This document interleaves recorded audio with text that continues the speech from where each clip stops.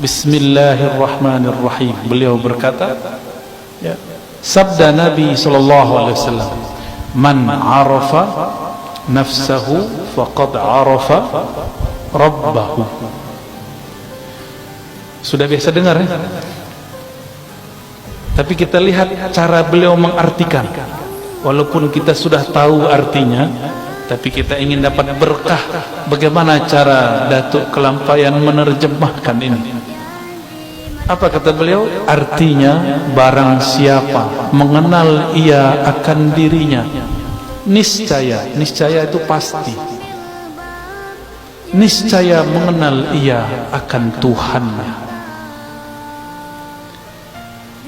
Pertama, harus diketahui bahwa ini bukanlah hadis dalam pengertian hadis menurut ahli hadis. Ini hadis-hadis ma'rifat, didapat oleh wali-wali Allah ketika rohani mereka liqa dengan Nabi Muhammad sallallahu alaihi wasallam.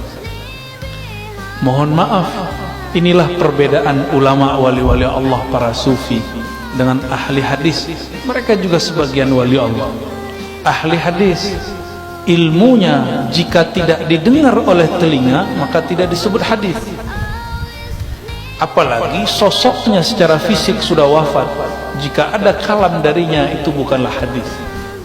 Tapi bagi ahlullah dari kalangan sufi, wali-wali Allah, jika ada seorang kekasihnya bertemu rohaniah Rasulullah, karena dalam hadis Nabi riwayat Bukhari, Muslim, Abu Daud, Tirmizi, man ra'ani fil manam faqad ra'al haqq, yang bertemu aku dalam tidurnya dia benar-benar bertemu akan aku.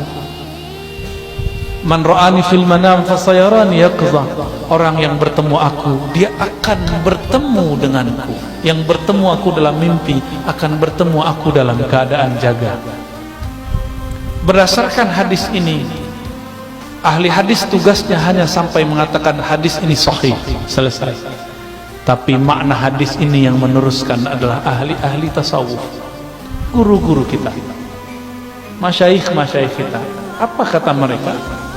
Kalau kita mimpi bertemu Rasulullah secara rohani ataupun secara jaga, bagi mereka itu disebut juga hadis.